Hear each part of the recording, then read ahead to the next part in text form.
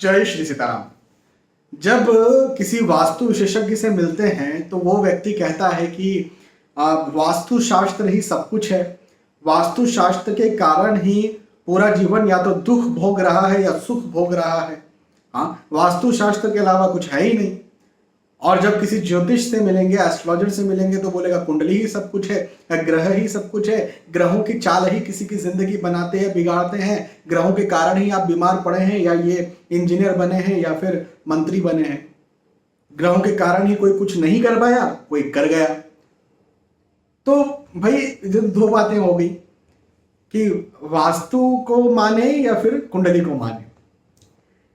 तो देखिए, मैं आपको ना यहां पर एक डिफरेंस बताने वाला हूं इन दोनों के बीच में, और कनेक्टिविटी भी बताने वाला हूं। मैं एक एस्ट्रोलॉजर भी हूं और एक वास्तु कंसल्टेंट भी हूं। कई सारे घरों को भी मैंने देखा है, चेंज किया है, बनवाया है, और ऑब्वियसली गिनती भी नहीं है, कई हजारों कुंडलियां मैंने पूरे विश्व के लोगों की देखी है और उन्हें कंसल्टेशन दिया है, उपाय दिए हैं। तो कुंडली के उपाय भी दिए हैं, वास्तु के उपाय भी दिए हैं, अलग अलग कंसल्टेशन लोग मुझसे लेते हैं। तो मेरा अनुभव क्या है? देखिए, ये बात तो पूरी तरह से सही है कि ग्रहों ने आपके लिए कुछ बना करके रखा हुआ है और चीजें उस वे में जाती हैं जिस वे में ग्रहों ने बना करके रखा हुआ है। ये बात तो सही है। जैसे मान के चलें कि कुछ ग्रहों के गोचर ऐसे होने वाले हैं जो मेरी तबीयत के लिए, स्वास्थ्य के लिए अच्छे नहीं हैं। वो ग्रहों के गोचर हुए और मेरा स्वास्थ्य खराब हो जाएगा। मैं अच्छा पढ़ूं, अच्छी लगन से पढ़ूं, ऐसे कुछ गोचर बनेंगे और मैं, या गोचर बनेंगे या दशा, अंतरदशा, प्रत्यंतर दशा, ऐसे कुछ नक्षत्र, इन सब चीजों का कॉम्बिनेशन बनेगा और मैं अच्छी पढ़ाई करूंगा, फिर आगे चल के बड़ा व्यक्ति बनूंगा। मेरे जो ग्रह हैं उन्होंने ये चीज बनाई है और वो ये चीज बनाते हैं। और सीधी बात है कि जब आप जन्म लिए, जब आप पैदा हुए, तब ये चीजें जो हैं वो बनी। लेकिन यहां पर वास्तु क्या रोल प्ले करता है? तो वास्तु ये रोल प्ले करता है कि जो ग्रहों ने चीजें बना करके रखी हुई हैं आपके लिए, उन सही दिशाओं में आप आगे बढ़ते रहें। यदि अच्छे वास्तु की बात कर रहे हैं, अच्छे वास्तु के आधार पर हम घर में रहें, तो जो ग्रहों ने आपके लिए चीजें बना करके रखी हैं, जैसे मान के चलें कि आपकी कुंडली ये कहती है कि भाई ये व्यक्ति एक अच्छा इंजीनियर हो सकता है।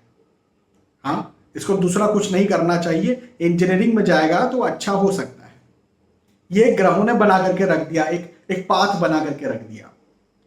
तो आप यदि अच्छे वास्तु में रह रहे हैं, अच्छी जगह में रह रहे हैं, तो उस इंजीनियरिंग में जाने के लिए सही माहौल मिलेगा। वहीं इंजीनियरिंग में पढ़ने के लिए अच्छा बड़ा कॉलेज मिलेगा। वो भी कॉलेज जो है ऐसा मिलेगा जिसमें ज्यादा फीस नहीं होगी, कोई बड़ा गवर्नमेंट कॉलेज होगा। हो सकता है कि इतनी अच्छी पढ़ाई हो कि छात्रवृत्ति मिले, स्कॉलरशिप मिले, जल्दी जल्दी फटाफट जो है अव्वल नंबर ला करके व्यक्ति पास होगा और जल्दी फटाफट इंजीनियरिंग की जॉब लगेगी और उसमें भी अपना नाम करेगा, आगे बढ़ेगा, पैसा कमाएगा। तो यदि कुंडली ने बताया कि ये व्यक्ति का पाथ है इंजीनियरिंग, तो अच्छे वास्तु में रहना उस व्यक्ति को उस दिशा में बहुत आसानी, बड़े भाग्य के साथ, बड़े भाग्य वृद्धि के साथ, आसानी के साथ आगे बढ़ाएगा और मन चाही उपलब्धियां देगा। लेकिन यहीं पर अब बात करते हैं कि वही व्यक्ति है जिसका पाथ है इंजीनियरिंग, जो ग्रहों ने बना दिया, लेकिन वो यदि खराब वास्तु में रहेगा, उसका घर यदि वास्तु अनुरूप नहीं है, दोषों से निर्मित घर है, तो उस व्यक्ति को बहुत तकलीफ आएगी इंजीनियरिंग करने में।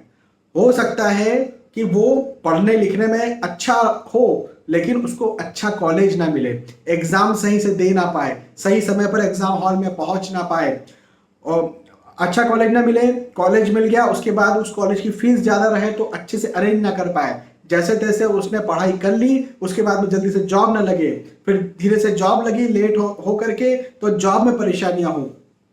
आप समझे बात को? तो वास्तु जो है वो एक उपाय की तरह काम करता है। अच्छा वास्तु एक उपाय की तरह काम करता है और भाग्य वृद्धि कर देने वाले उपाय की तरह काम करता है अच्छा वास्तु। मतलब ऐसा नहीं है कि आपको मैं अच्छे वास्तु में बैठा दूं तो अब आप प्रधानमंत्री बन जाएंगे, ऐसी कोई बात नहीं है। आपकी कुंडली ने एक पाथ आपके लिए सेट करके रखा हुआ है, उस पाथ पर यदि कर्म किया जाए। अच्छा, यहां पर यह बात भी आप समझिए कि मैं कुंडली ने यह सेट करके रखा है कि मैं एक अच्छा इंजीनियर हो सकता हूं। कोई व्यक्ति है वो सोचे कि मैं एक अच्छा इंजीनियर हो सकता हूं, कुंडली ने यह सेट करके रखा हुआ है।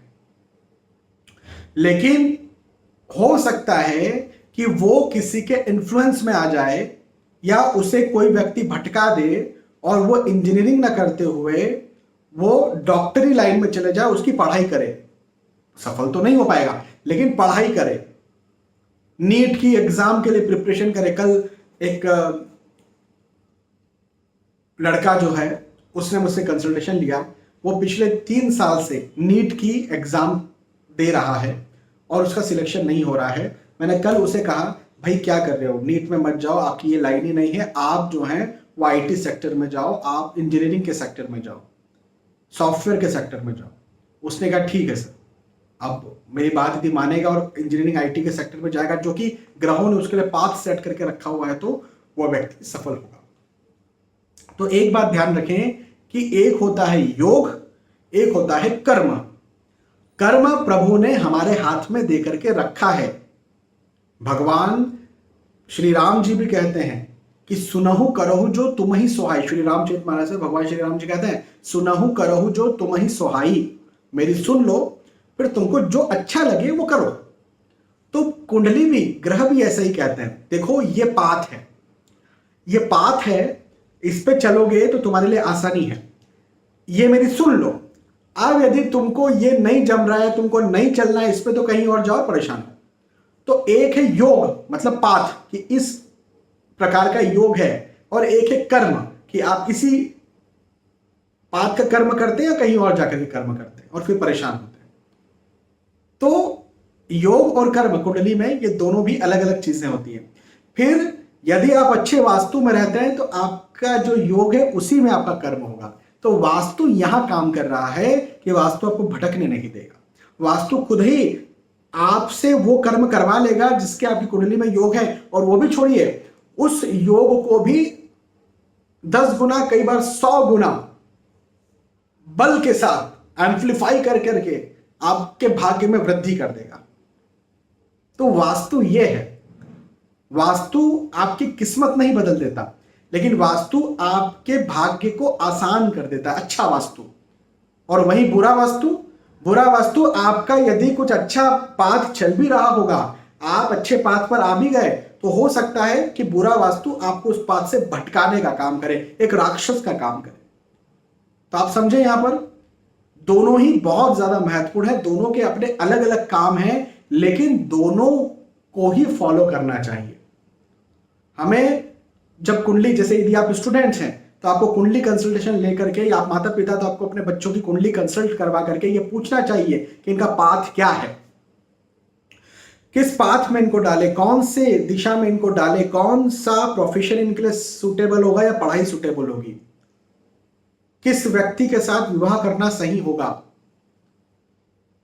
क्या पढ़ाई करना सही होगा, क्या नौकरी, क्या बिजनेस, क्या जॉब। तो ये कुंडली का पाथ आपको समझ में आ जाएगा कि भाई हाँ ये पाथ है, इस समय शादी करेंगे, इस समय संतान के योग हैं, इस समय नौकरी लगेगी, ऐसी ऐसी नौकरी लगेगी, इस दिशा में नौकरी लगेगी, बाहर जा सकते हैं, विदेश जा सकते हैं, भारत में रहेंगे तो आसानी है, बाहर जाएंगे तो आसानी है, बिजनेस करेंगे तो आसानी है, बिजनेस में ये वाला बिजनेस करेंगे तो आसानी है, एक्सेट्रा।